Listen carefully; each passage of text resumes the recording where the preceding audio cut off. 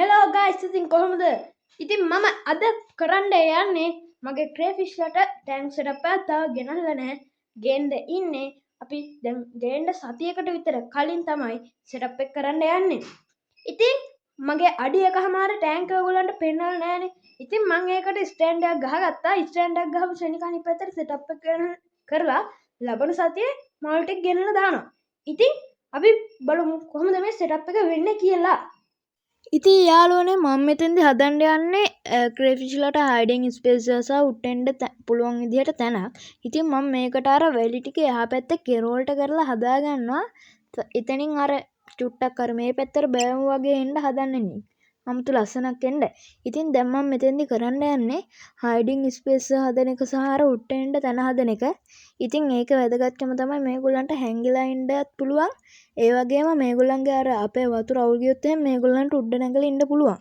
ඒ වගේම මම අර දෙකම එකතැන හදන්නේ අපේ ටැංකේ ඉඩ හිරන හින්දා. ඉතින් ඕගොල්ලන්ට මේ ට්‍රික් එක පාවිච්චි කරන්න පුළුවන්.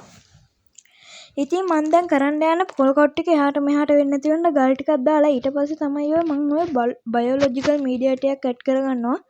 මොකද මම යූස් කරන්නේ පොඩි හැඟවුම් ෆිල්ටර් එකක්. ඒ හින්දා ඒකට අර බයොලොජිකල් මීඩියා ගොඩක් දාන්න බෑ. මැකැනිකල් මීඩියා විතරයි දාන්න පුළුවන්. ඉතින් ඕකෙන් අපේ බයොලොජි පැත්තත් කවර් වෙනවා. ඊට පස්සේ මම කරන්නේ ඔය ගල් ටික ලස්සනට අහුර ගන්න එක.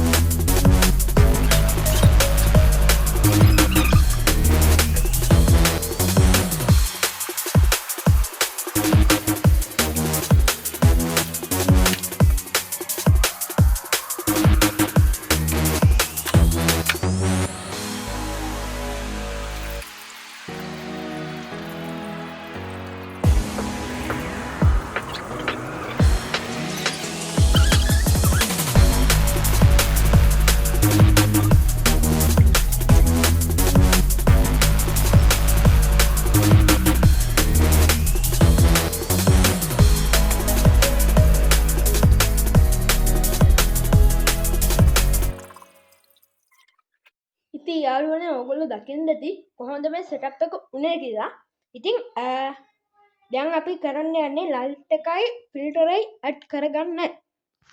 ඉතින් යාළුවනේ දැන් මම මෙතෙන්ට ෆිල්ටර් එක ඇඩ් කරගන්න යන්නේ ලයිට් එක නම් මම ඇඩ් කරන්න යන්නේ ඉතින් ෆිල්ටර් එක ගෙනවොත් එහෙනම් මම උඩ කෑල්ල ගලවලා ඔතෙන්ට ගේන්නේ. ඉතින් ඔතනින් දාලා ෆිල්ටර් එක අර අතන ඇනෙන් අපිට ටෑන්ක් එකත් එක්ක තියෙන ඇන්ගල් එක වෙනස් කරන්න පුළුවන්. ඉතින් ඔය තියෙන ඕකේ සුදු පාට පැඩින්නක් තියෙනවා. තව කළු පාට ස්පොන්ජ් එකක් තියෙනවා. ඉතින් මේ සුදු පාට පැඩින එක තමයි මෙතන හුඟක්ම වටින්නේ. මොකද ඒකෙන් තමයි හුඟක්ම ක්ලීන් වෙන්නේ. ඉතින් ඊළඟට අපි අර පවර් සප්ලයි එක ඕන පැත්තකට දාගන්න පුළුවන් වයර් එක. ඉතින් ඊට පස්සේ ඔන්න ඔය කෑල්ල අර පේනව නේද අර කාණුවක් වගේ තියෙන අන්න එතෙන්ට ගානට දාලා ෆිට කරගන්න ඕනේ. ඊළඟට අපි මේ මෝටරේට වතුර ටිකක් පුරව ගන්න ඕනේ. ඉතින් මම මෙතෙන්දි වතුර පුරව ගන්න පාවිච්චි කරන පොඩි කප් එකක්. ඒක ඔහොම දාලා අර දාන්න ඕනේ ටිකක් ෆිල් වෙන්න ඕගලන්ට පේන ඇති. ඊට පස්සේ ඔතනින් අර ඕවර්ෆ්ලෝ වෙන්න අර වැටෙන්න ටිකක් දාන්න ඕනේ. එහෙම දාන්න හේතුව තමයි අපි මේකෙන් මේ මෝටරේ පවර් එක මදි වතුර මේ ඇදලා ගන්න. ඉතින් දැන් අපි මේක ඔන් කරාම ඔන්න පේනවා ඇති. දියැල්ල වගේ වැටෙනවා. ඔන්න පේනව නේද? අර දියැල්ල වගේ වැටෙනවා. අර ඕගොල්ලන්ට මේක අර තව ටිකක් උට්ට කරලා හයි කරගන්න තිබ්බනම් එහෙම අර සද්ද මේ චොර චොර ගාන සද්ද අඩු වෙනවා. මෙතන අර වොයිස් එකකින් දැනෙන්නේ අර මේ අර දියැල්ලේ දෙපැත්තට කැඩිලා වැටෙන්නේ අන්නේ හරියට වගේ ඕගොල්ලන්ට වතුර තියාගන්න පුළුවන් නම් හරි. නමුත් මේක ක්‍රේෆිෂ්ලට හදන ටැංක් එකකින් එහෙම කරන්න බෑ. අර අතන මං කරකවන වෑල්ලෙන් ඕගොල්ලන්ට පුළුවන් වතුර එන ප්‍රමාණය අඩු කරගන්න. ඉතින් ඔන්න ඔය විදිහට තමයි හැන්ග් ඔන් බෑක් ෆිල්ටර් එකක් සෙටප් කරගන්නේ. ඔන්න ඉන්නවා ඉතින් යාළුවනේ අපේ ක්‍රේෆිෂ්ලා අපි දැන් මේගොල්ලන් දාගමු ටැංක් එකට. ඔන්න ඉතින් දැන් මං කරන්න හදන්නේ අපේ ක්‍රේෆිෂ්ලා ටැංක් එකට ඇඩ් කරගන්න එක. මේ සතියකට විතර පස්සේ තමයි අර ක්ලවුඩි ගතිය හුඟක් අඩුයි. ඉතින් මේක ලයිට් එක දාලා නැති හින්දා තමයි මේ ක්ලවුඩි ගතියට පේන්නේ. අපි බලමු කොහොමද මේ ක්‍රේෆිෂ්ලා දාගන්නේ කියලා. ඔන්න ඉන්නවා ඉතින් අපේ මේල් එක්කෙනා. එයාව නම් මම වෙනම ගත්තේ. එයා තමයි. ඉතින් අපි දැන් දාන්න යන්නේ දෙවෙනි ක්‍රේෆිෂ්ලා. ඉතින් එන්න දාගත්තා. ඕගොල්ලෝ මේ ක්‍රේෆිෂ්ගේ තැන් ගැන දන්නේ නැතුව හරියට අල්ලන්න එපා. මොකක් හරි බගට් එකකින් වගේ අල්ලගන්න. නැත්තම් එහෙම මෙයාගේ අඬු කැඩෙනවා. ඊට පස්සේ මෙයාගෙන් අර අඬු එනවා කාලයක් යද්දී මාස 2-3ක් විතර යද්දී. ඒ වුණාට අර අඬු ටික ඉස්සරහ අඬු දෙක එහෙම හුඟා පරිස්සම් කරගන්න ඕනේ. මොකද ඒගොල්ලන්ට ඇටැක් වුණොත් එහෙම ඒ දෙකෙන් තමයි ඒගොල්ලෝ බේරෙන්නේ. ඔය ඉන්නේ ඉතින් අපේ අනිත් ෆීමේල් එක්කෙනා. එයා තමයි අන්තිමයා. ඉතින් අපි තව චුට්ටකින් දවසකට විතර පස්සේ බලමු අපේ මේකේ ෆයිනල් අවුට්ලුක් එක කොහොමද කියලා.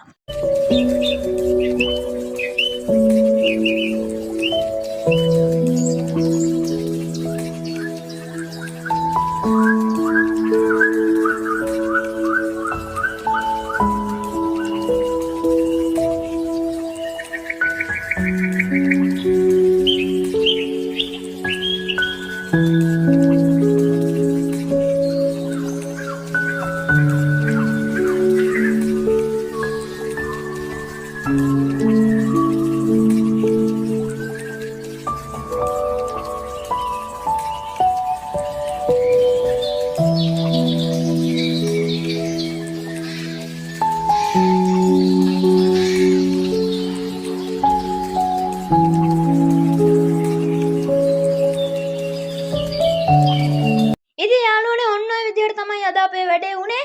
ඉතින් ඕගොල්ලෝ මතක තියාගන්න අඟල් 4ක්වත් අඩුම ගානේ අඩුවෙන් වතුර තියන්න ඕනේ ටැංකියේ මැක්සිමම් වෝටර් ලෙවල් එකට වඩා අඩුවෙන් සෑහෙන්න තියන්න ඕනි. නැත්නම් ඕගොල්ලන් ක්‍රේෆිෂ් ටැංකියෙන් එළියට බහලා කොහේ හරි එක තැනක ඉන්නේ නැහැ. හතර වටේ ඇවිදිනවා. ඇවිදලා ගිහිල්ලා කොහෙද හරි ගිහිල්ලා මෙරළා යනවා. ඉතින් ඒ වගේම මම ක්‍රේෆිෂ්ලා ගැන කයාරින් වීඩියෝ එකකුත් ඉදිරියේදී ගේන්න බලාපොරොත්තු වෙනවා. ඒ වගේම කියන්න ඕනේ මම මේ සෙටප් එක කරේ ඕනෙම වයසක කෙනෙක්ට ඒ කියන්නේ පොඩි කෙනෙක්ට උනත් අවුරුදු 6-7 ළමයෙක්ට උනත් ලේසියෙන් කරගන්න පුළුවන් විදිහට තමයි මේ සෙටප් එක කරේ.